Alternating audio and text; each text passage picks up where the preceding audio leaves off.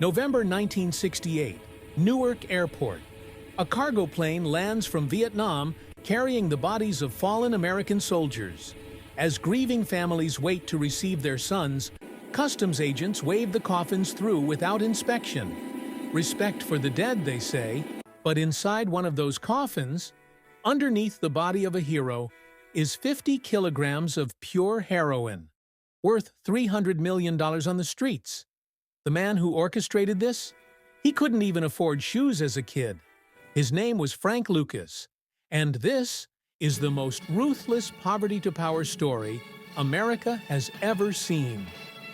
Everyone talks about the American dream. Work hard, play by the rules, and you'll make it. But what happens when the rules were never written for you? When you're born into a system designed to keep you at the bottom? Some people accept it.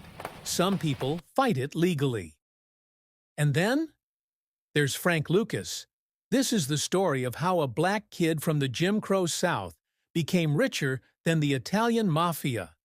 How he outsmarted the mob, corrupted the NYPD, and built an empire on the bodies of addicts. And it all started with a murder he witnessed at 6 years old.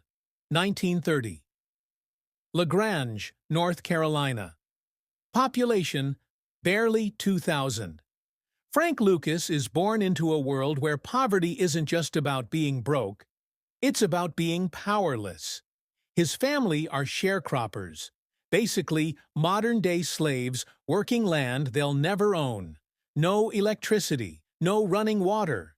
Frank and his siblings share one pair of shoes. One.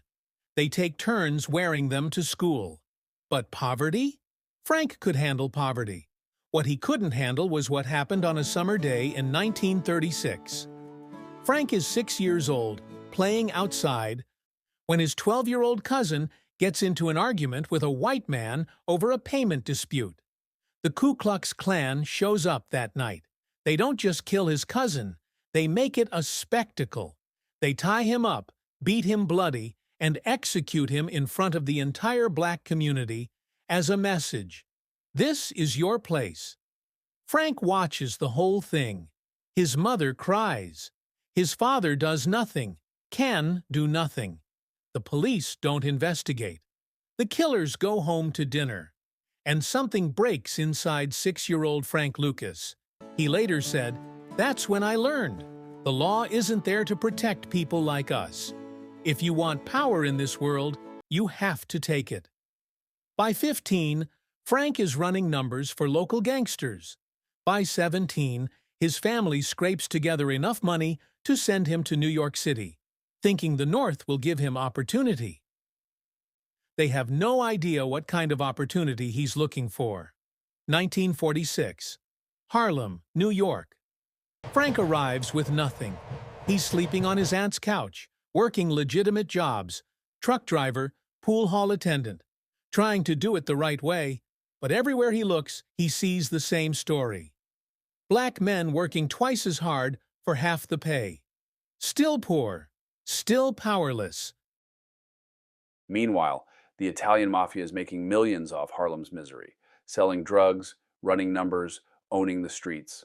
Frank thinks, why are we making them rich off our community?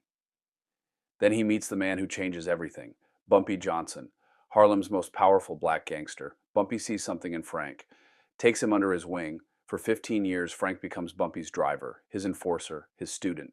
He learns the game from a master, but here's what makes Frank different.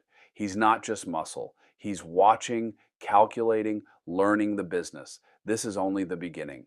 If you think this part is crazy, wait till you hear how it ends.